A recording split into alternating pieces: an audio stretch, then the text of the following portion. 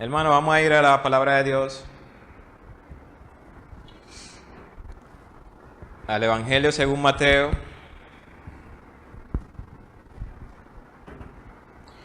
El capítulo 13 estuvimos leyendo sobre el trigo y la cizaña. El capítulo 13, los versos desde el 36 al 42, estaremos leyendo en este momento.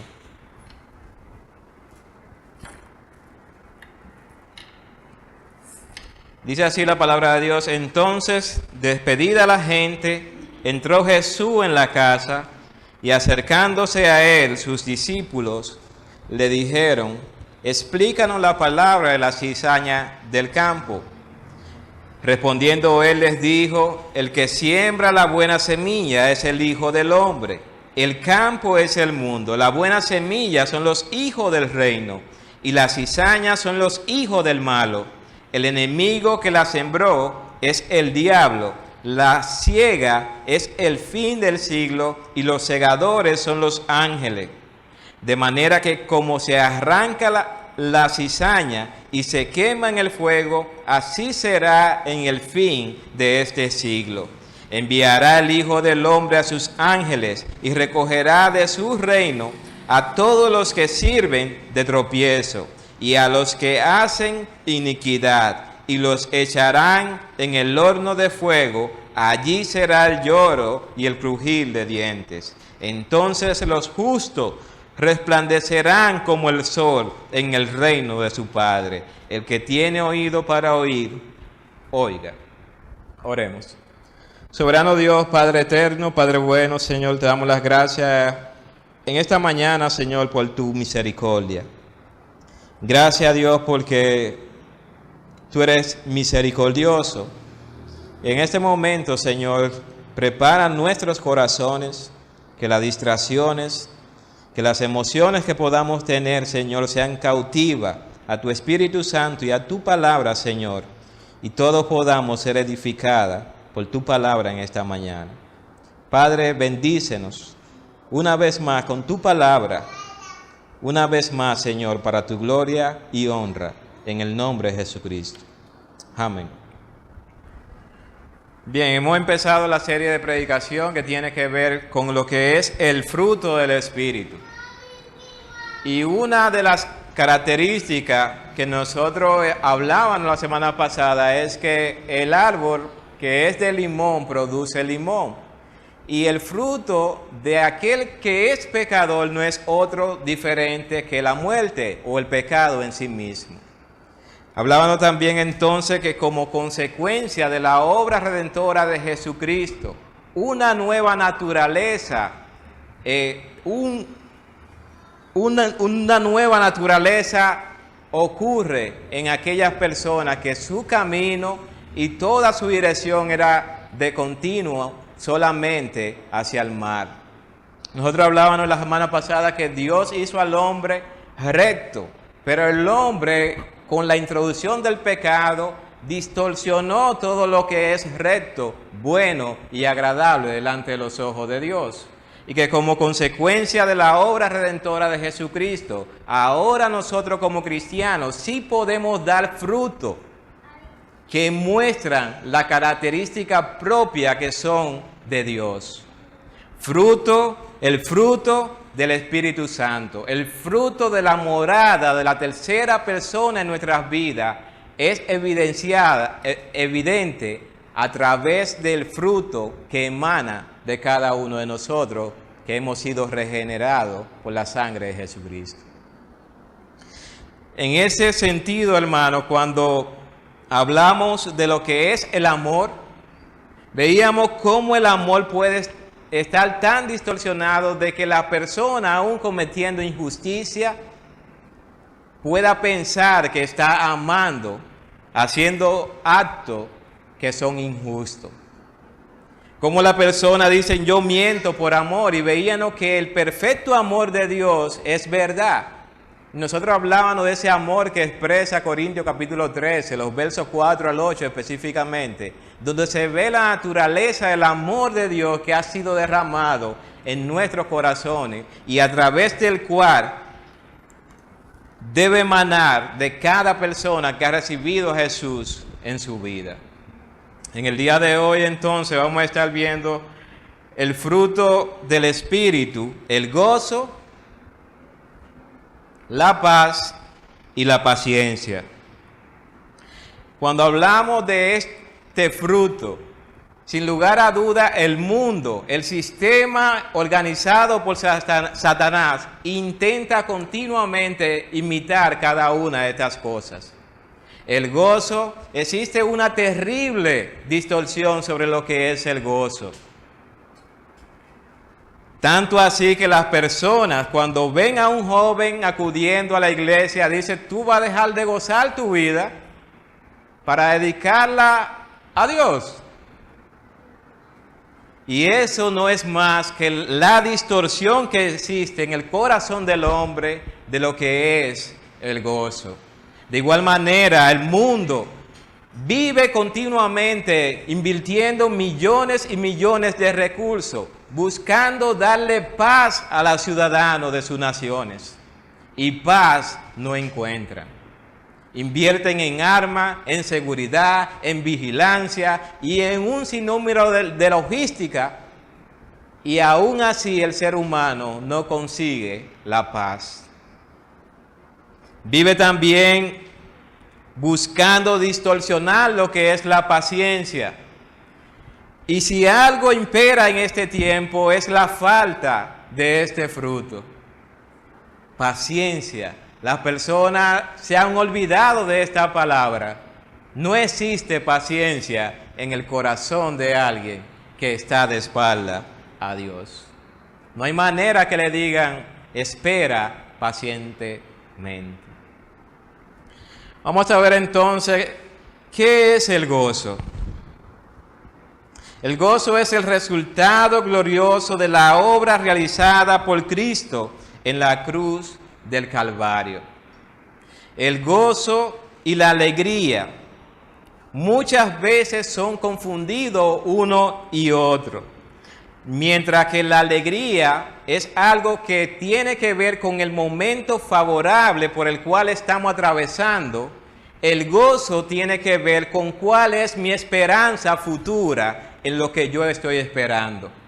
Uno tiene que ver con el aquí y el ahora, y el otro tiene que ver con el aquí y ahora, pero también mirando hacia adelante, hacia el futuro.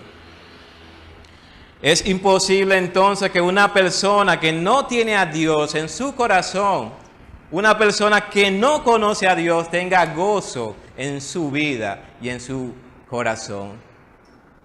Es imposible. El gozo es el resultado, hermano, de una labor realizada por el Espíritu Santo en nosotros. Cuando nosotros vemos las cosas que producen gozo en el ser humano al día de hoy, tomar alcohol, por ejemplo, imagínese usted, para yo estar gozoso tengo que tomar alcohol, pervertir mi cuerpo, hacer injusticia o maldad, dañar a otro, y de esa manera el hombre en el día de hoy entiende que es una vida gozosa. Sin embargo, eso no es lo que enseña Dios en su palabra. Romanos capítulo 14, verso 17.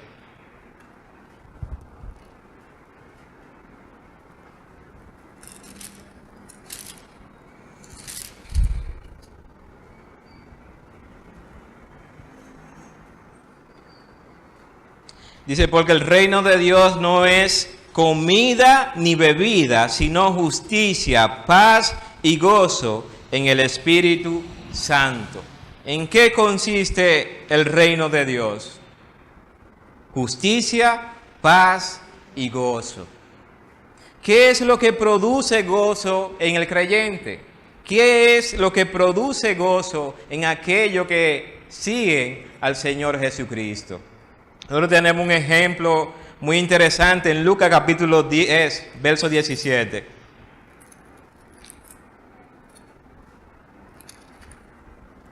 Lucas capítulo 10, verso 17. Dice así la palabra de Dios. Volvieron los 70 con gozo, diciendo: Señor, aún los demonios se nos sujetan en tu nombre. Jesucristo había comisionado a 70 discípulos y lo había enviado de 2 en 2 para ir a las provincias. Y le había dado un conjunto de instrucciones para cuando fueran en el camino. Dice que esto, cuando volvieron los 70 con gozo, el hecho de salir a hacer la obra del Señor produjo en ellos ¿qué? Gozo. Y el gozo de ellos estaba un tanto distorsionado, porque ellos veían gozo, ¿por qué? Diciendo: aún los demonios se nos sujetan. Ver la manifestación de lo que ellos hacían, el fruto de su obra, aún siendo enviados, producían ellos gozo mientras iban predicando el Evangelio. Pero ellos ponían como resultado, la razón por la cual tenía gozo era porque veían resultado del trabajo que iban haciendo. Aún los demonios se nos sujetan. Jesucristo entonces en el versículo 20 le dice cuál debe ser la mayor motivación por la cual nosotros tenemos que tener gozo en nuestras vidas. Dice Jesús: pero no os regocijéis de que los espíritus se os sujetan, sino regocijaos de que vuestros nombres están escritos en los cielos. Una de las esperanzas que tiene todo creyente y es motivo para tener gozo eternamente a pesar de las situaciones, del momento por el cual estemos atravesando, es el hecho de que nuestras vidas, nuestros nombres están escritos en el libro de los cielos. Hemos sido salvos. Eso es suficiente para tener gozo eternamente. Cuando nosotros evaluamos hacia dónde nos dirigíamos por naturaleza, cómo íbamos camino al infierno, a un lugar sin esperanza, sin Dios, y Dios nos salvó. Eso es suficiente, hermanos, para nosotros tener gozo en nuestros corazones. En 1 Tesalonicenses capítulo 1, verso 6, vamos a estar utilizando mucho la Escritura.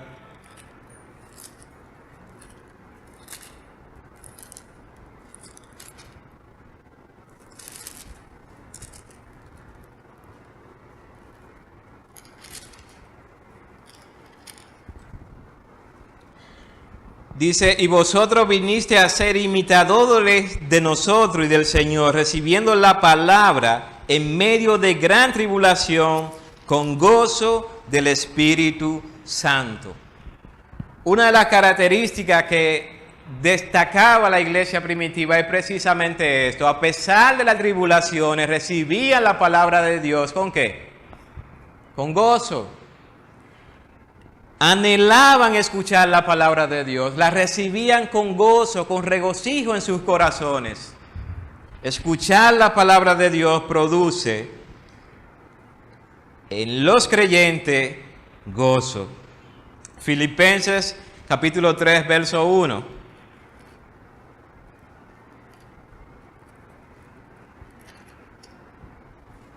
Dice: por lo demás, hermanos, gozaos en el Señor. A mí no me es molesto el escribiros la misma cosa, y para vosotros es seguro. Gozaos en el Señor. Pablo, un hombre experimentado en quebranto también, que padeció continuamente, fue alguien que anima a los creyentes a que se gocen en el Señor. Una de las característica entonces que tenemos que tener nosotros como cristianos es que nuestro enfoque a la hora de estar gozoso o de gozarnos, según lo que dice Filipenses capítulo 4, vamos a ver Filipenses capítulo 4, versículo 1 y el versículo 4, dice: así que, hermanos míos, amado y deseado gozo y corona mía, estad así firme en el Señor, amado. El versículo 4 dice: regocijaos en el Señor siempre. Otra vez digo, regocijaos. El gozo, como el apóstol Pablo lo presenta aquí, no es un gozo como resultado de las obras que yo realizo, ni de la obra que realiza otro tampoco. ¿Regocijaos en quién? En el Señor. Otra vez os digo, regocijaos. El apóstol Pablo sabe conscientemente de que si ponemos la vista en el fruto, en lo que nosotros hacemos es el gozo, ese gozo es muy corto y no perdura. Continuamente tendremos que estar haciendo cosas para tener gozo. Y ese es el círculo vicioso en el cual se encuentra el mundo. Para tener gozo necesitan beber, ser infieles, tener muchas mujeres diferentes. Y ese es un círculo vicioso que continuamente tienen que tratar de repetir para tener alegría, según ellos. Sin embargo, cuando nosotros venimos a Cristo, podemos regocijarnos en el Señor Jesucristo y en el poder de sus fuerzas. Filipenses 4, versículo 10 dice: en gran manera me gocé en el Señor, de que ya al fin habéis revivido vuestro cuidado de mí, de lo cual también estabais solícitos, pero os faltaba la oportunidad. En gran manera me gocé, ¿en quién? En el Señor.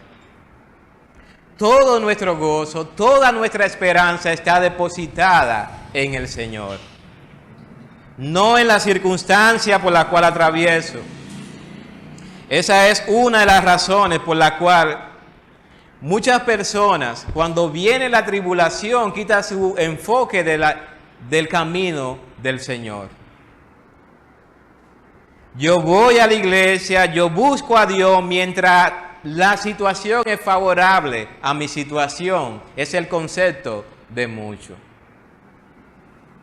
De hecho, una de las parábolas hablando del sembrador, que la semilla que cayó, que la recibe con gozo la palabra de Dios, pero cuando viene la dificultad, entonces se aleja, se aparta de los caminos del Señor. Sin embargo, el cristiano, a pesar de, en medio de, puede tener gozo, porque su gozo está puesto en el Señor.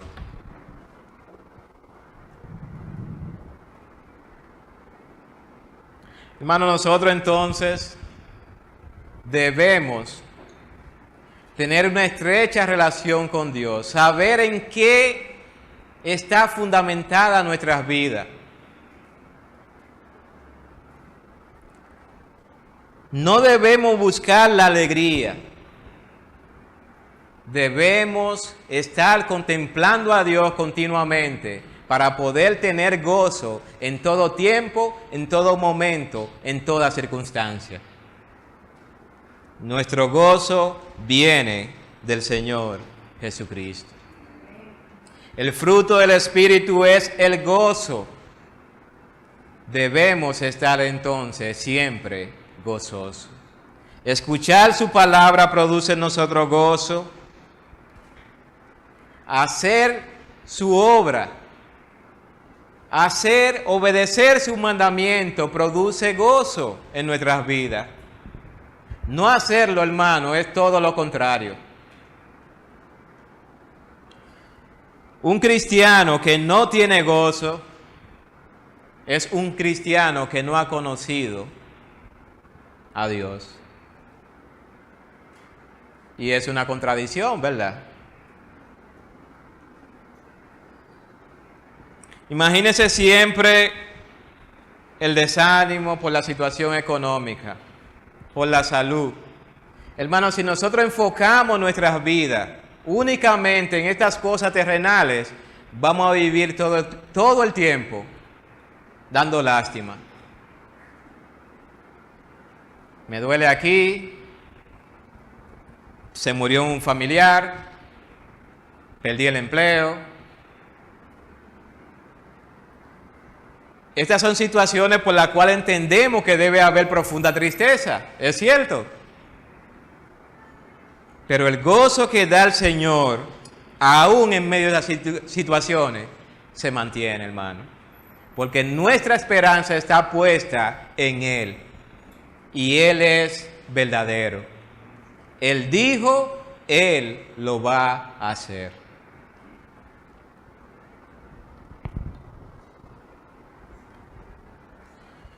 El gozo entonces está por encima de la alegría pasajera y temporal. Yo me puedo gozar, hermano, yo me puedo alegrar en este momento al decirle que el Señor nos provee de una vivienda, de una casa. Eso produce alegría en mí y en mi familia, ciertamente. Pero ¿sabe qué? Eso un día dejará de existir. Y si mi esperanza está puesta única y exclusivamente en esa vivienda que tengo en esta tierra, pues mañana ya yo no tendré alegría.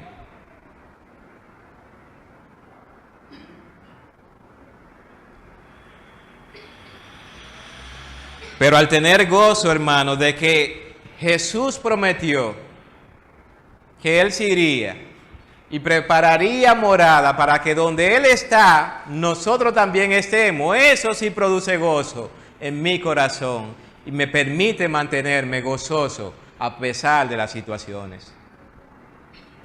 Dios promete, Dios cumple, siempre lo ha hecho. El gozo entonces está fundamentado en la obra de nuestro Señor Jesucristo, en su palabra, en obedecerle, en vivir para Él, produce gozo. Amén. Estemos entonces continuamente cultivando cualquier piedra de tropiezo que quiera empañar el gozo que el Señor nos da a través de su Santo Espíritu. Asimismo, hermano, cuando hablamos de paz, el mundo busca la paz, pero una paz totalmente distorsionada. El hombre no tiene paz en su corazón. El hombre entiende que, bueno, hay dos cuadros que figuran lo que es la paz. Uno, un lugar donde no hay ninguna bulla,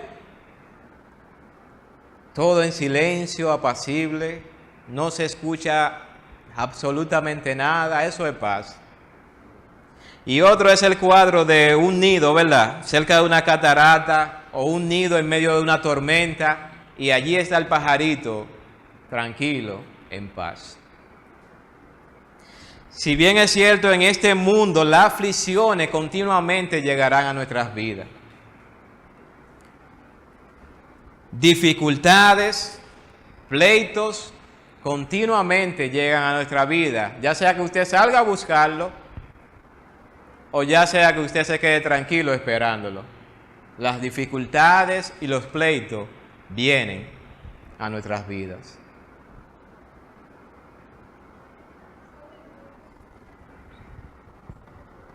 En 1 Corintios capítulo 14, el verso 33,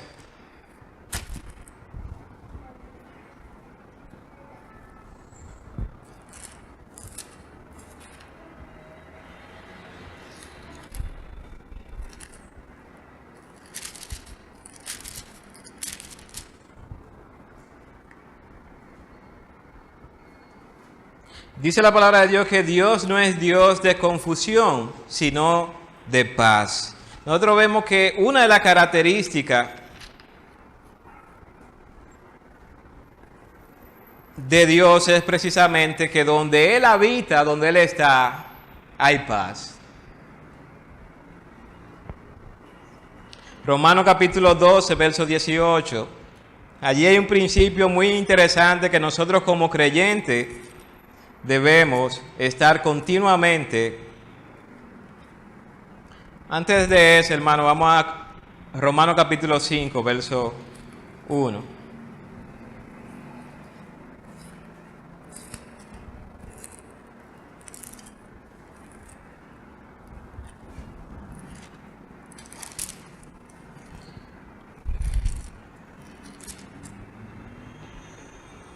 Dice así la palabra de Dios, Romanos capítulo 5, verso 1.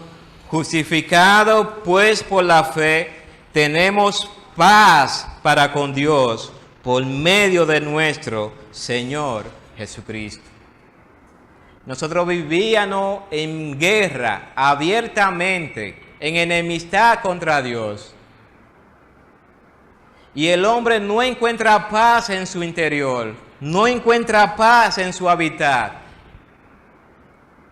Sin embargo, la palabra de Dios dice, justificado, pues por la fe, nosotros tenemos paz para con Dios por medio de nuestro Señor Jesucristo.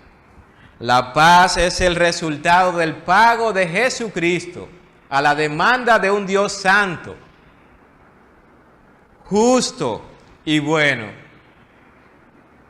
donde Cristo tuvo que pagar el precio para comprar nuestra paz para con Dios. Justificado pues por la fe, tenemos ahora paz para con Dios.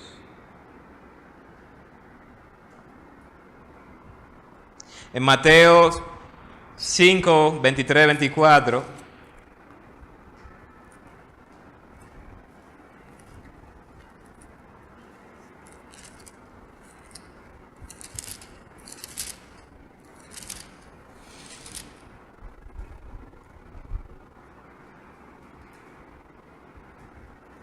la palabra de Dios dice allí, por tanto, si traes tu ofrenda al altar y allí te acuerdas de que tu hermano tiene algo contra ti, deja allí tu ofrenda delante del altar y anda, reconcíliate primero con tu hermano y entonces ven y presenta tu ofrenda. Hay un principio en la Escritura que tiene que ver con el sentido de esa paz interior que debemos tener, aún a la hora de acercarnos a Dios con algún tipo de ofrenda. ¿Cómo podemos acercarnos a ofrendar a Dios si no estamos en paz con nuestro hermano? Es decir, la paz que Jesucristo compró es la paz que debe emanar de nuestras vidas continuamente. No es el resultado de una aparente paz. Es el resultado de la obra de Jesucristo en nuestras vidas. Romanos 12, 18.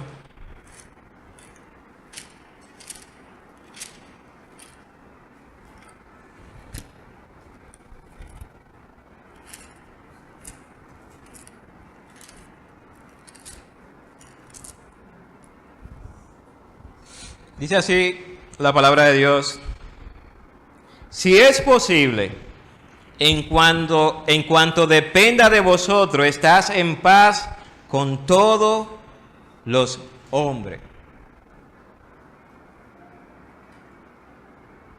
Tener paz con todos los hombres. Una de las características esenciales que debe estar continuamente reflejando el cristiano es que es un ente ¿de qué? De paz. Es una persona que cuando ve al vecino airado con el otro vecino, en vez de irse a hablar con el otro vecino del otro vecino, busca la manera de apaciguar la ira de uno y del otro. Es alguien que busca sin parcialidad la paz. Alguien que procura continuamente, que está buscando la paz. ¿Somos nosotros conocidos porque somos pacificadores? ¿O es todo lo contrario? Él es cristiano, pero cuando viene atravesado al trabajo, mira, no hay paz en el lugar.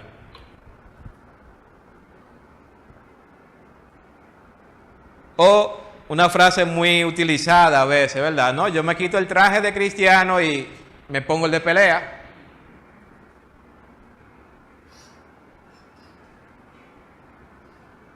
Si usted es capaz de quitarse el traje de cristiano y ponerse el de pelea, usted no es cristiano. Porque una de las naturalezas que caracterizan a Dios es precisamente la paz. Y si usted tiene el Espíritu Santo, el fruto de Él es paz. Y en la bienaventuranza, el Sermón del Monte, Jesús dice allí, bienaventurados los pacificadores, porque ellos serán hijos de Dios.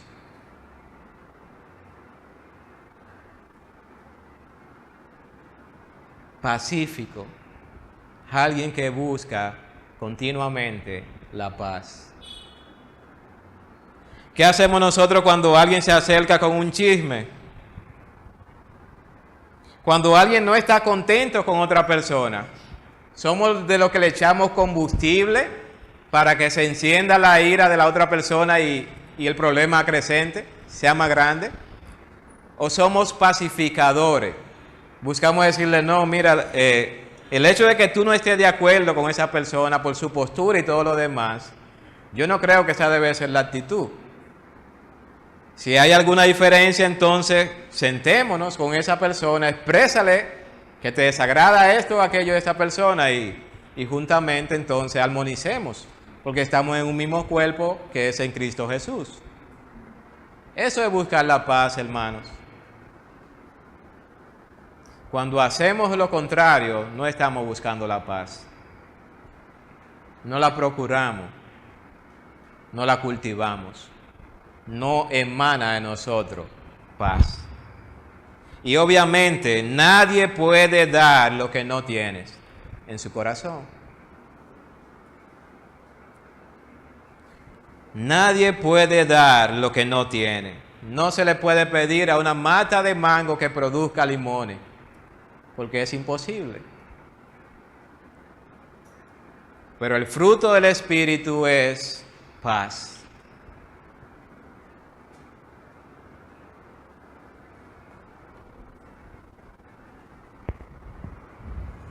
Colosenses capítulo 3, verso 13 al 15.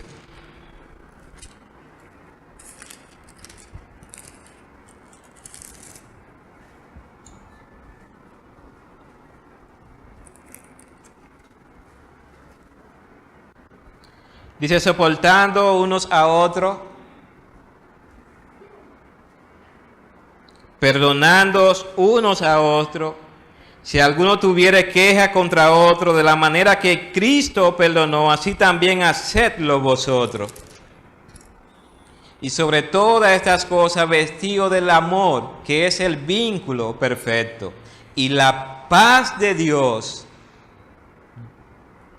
gobierne en vuestros corazones, a la que asimismo fuiste llamado en un solo cuerpo, y sed agradecido.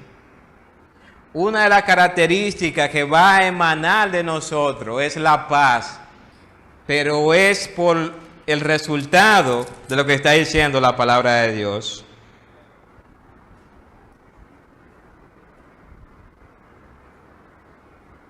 Cristo nos perdonó. ¿Quién eres tú que no puede perdonar?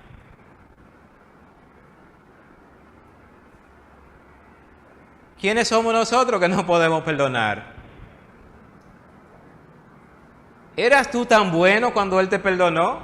¿No dice la Escritura que nosotros siendo malos, muertos en delitos y pecados, en esa condición tan malo que somos, fue en esa condición que Dios nos perdonó? ¿Por qué no podemos perdonar al otro y buscar la paz con todo aquello que nos rodea. Miren la característica que dice el pasaje: y sobre todas estas cosas vestidos del amor.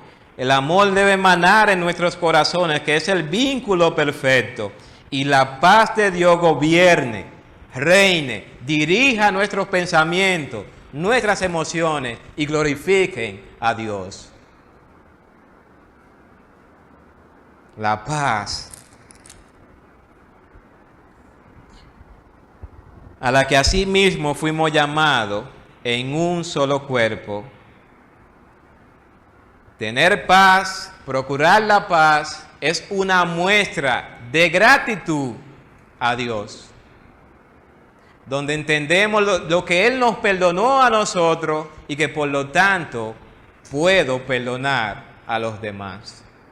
Siempre que yo considero mi pecado grande, muy grande, veré el pecado del otro hacia mí insignificante.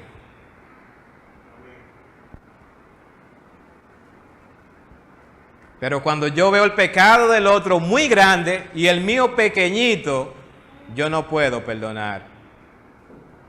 Yo no puedo estar en paz.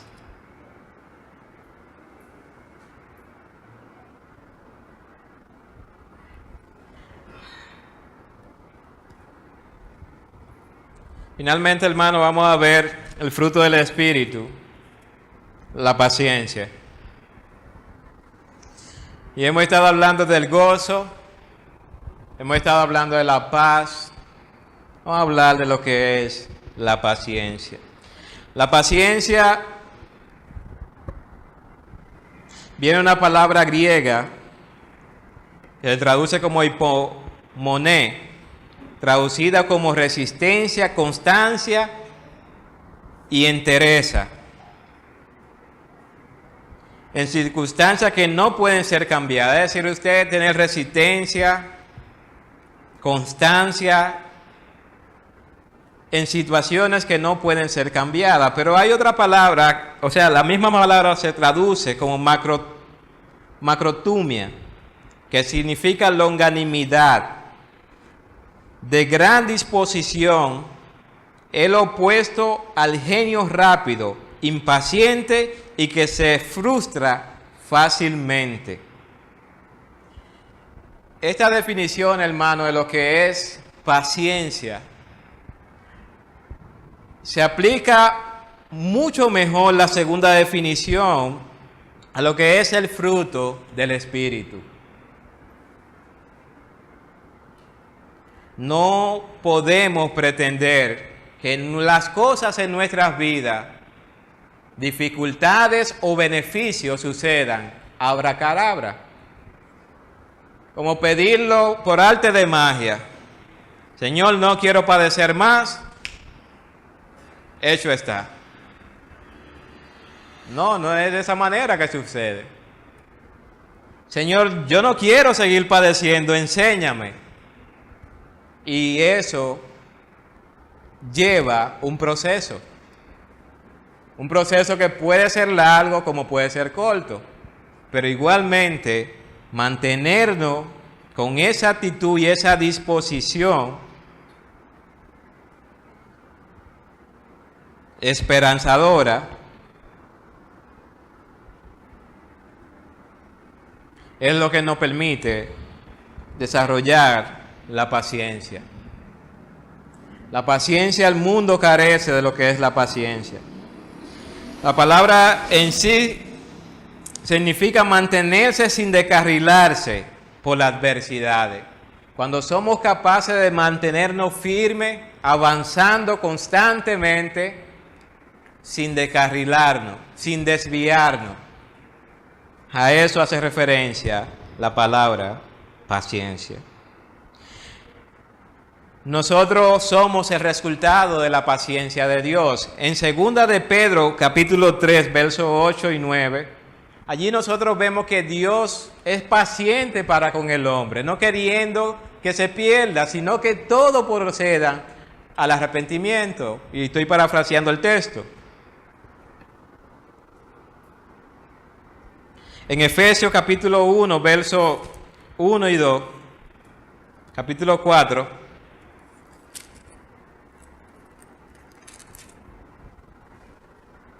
Y hay que tener paciencia, hermano, así mismo para escuchar la palabra de Dios. Hay que ser paciente.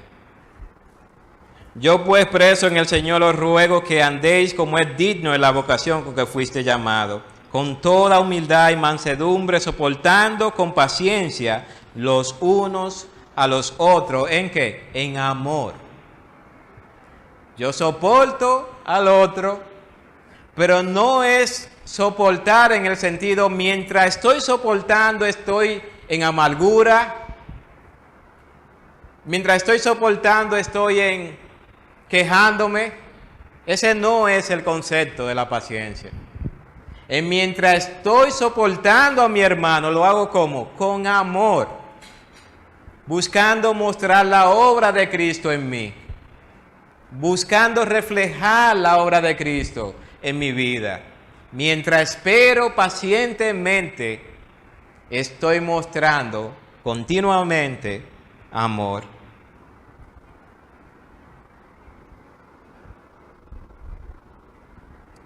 La paciencia tiene que ver mucho con lo que es la agricultura. Se siembra, espera que crezca, luego produce fruto.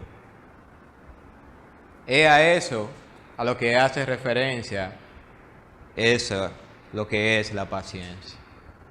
Por lo general vivimos en un mundo que anda muy rápido, donde la paciencia no es cultivada, donde la paciencia escasea, donde la tecnología nos brinda tantas cosas para no ser paciente.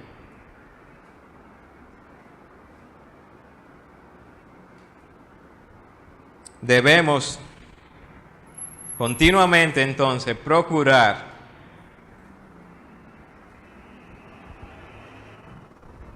la paciencia.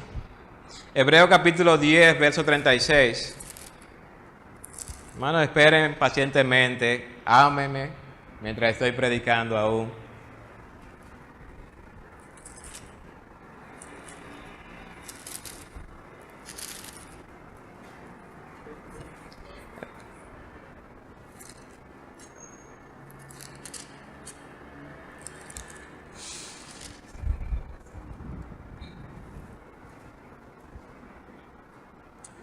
Porque os es necesario la paciencia para que, habiendo hecho la voluntad de Dios, obtengáis la promesa.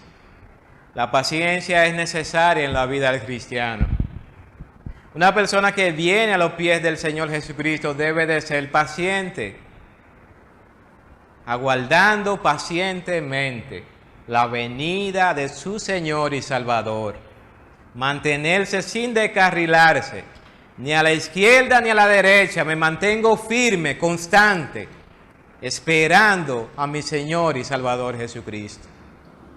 Es una característica que continuamente como cristianos debemos estar cultivando.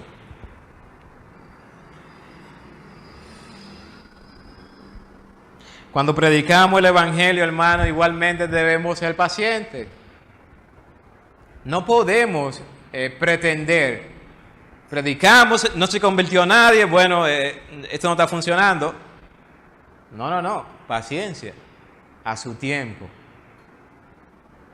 A su tiempo. Pero mientras lo estamos haciendo, ¿sabe qué? Debe haber amor en nuestro corazón. Mientras esperamos en el Señor, debe emanar de nosotros ese amor. Santiago capítulo 1, los versos del 2 al 4.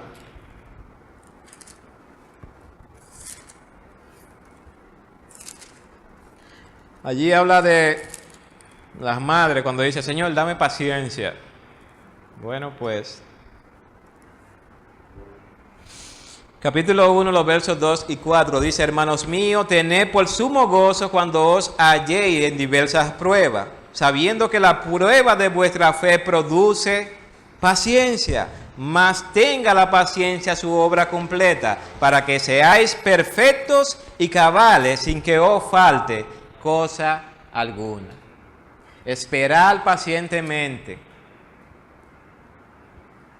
es el fruto del Espíritu que debemos mostrar como cristianos. Estas características que son propias de todo aquel que ha nacido de nuevo debe de ser evidente, abundante y constante en nuestras vidas. Amar implica sacrificio. Tener gozo es el resultado de la obediencia a Dios. Tener paz en nuestro corazón es el resultado de la obra de Jesucristo. Y nosotros procurarla y mantenerla es el trabajo de cada creyente. Ser paciente, hermano, mientras crecemos y esperamos en el Señor, debemos mostrar estas características siempre. Amén. En Hebreos capítulo 12, perdón.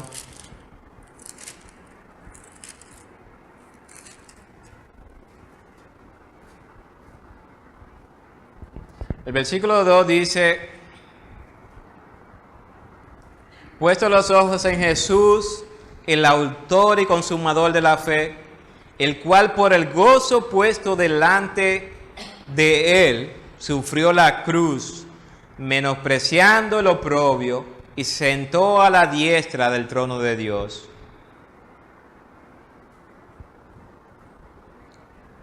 Nosotros vemos que Jesucristo tuvo el gozo y despreció en cierta manera las aflicciones por las cuales atravesaría.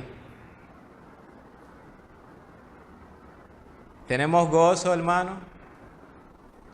Sabiendo que nuestra ciudadanía está en los cielos, sabiendo que nuestro Dios dice la verdad siempre, sabiendo que fuimos rescatados de nuestra vana manera de vivir, sabiendo que tenemos un Padre celestial, ¿hay gozo en nuestros corazones? ¿Tenemos paz para con Dios?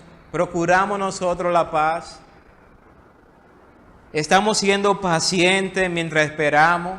Mientras vemos cómo Dios perfecciona a mi hermano y cómo me perfecciona a mí, ¿estoy siendo yo paciente?